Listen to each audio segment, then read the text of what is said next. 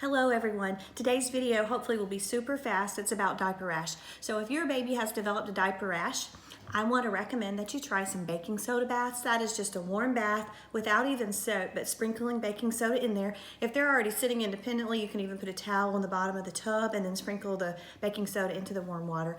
Then after the bath, pat dry. Let them open, leave them open to air if you can. You can even use a hair dryer on cool and blow them dry. And then you apply some sort of barrier ointment, Vaseline, Aquaphor, A&D ointment, Balmix. Particularly zinc oxide based ointments work well, such as Desitin or Dr. Smith's or Boudreaux's butt paste, any of those.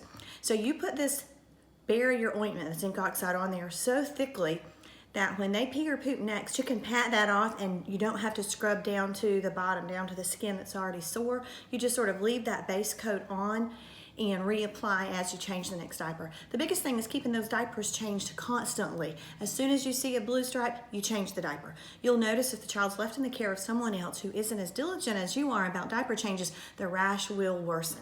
And anytime you're feeling brave enough during the day, let them run around or take a nap, put a towel under them and leave them open to air because the air will help heal things.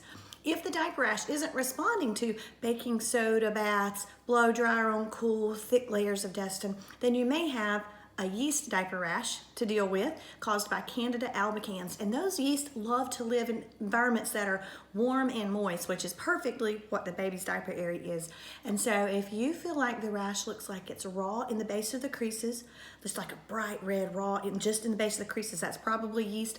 Or if you see a pink pimply rash with maybe a tiny little white head in the center of the pink bumps, then that's probably a yeast rash. And you can use a topical antifungal cream. Those are over the counter, like a generic Monistat or Lotrimin, 2 to 3 times a day. And usually that'll get it to clear up more quickly. Of course, call your pediatrician if you need further advice.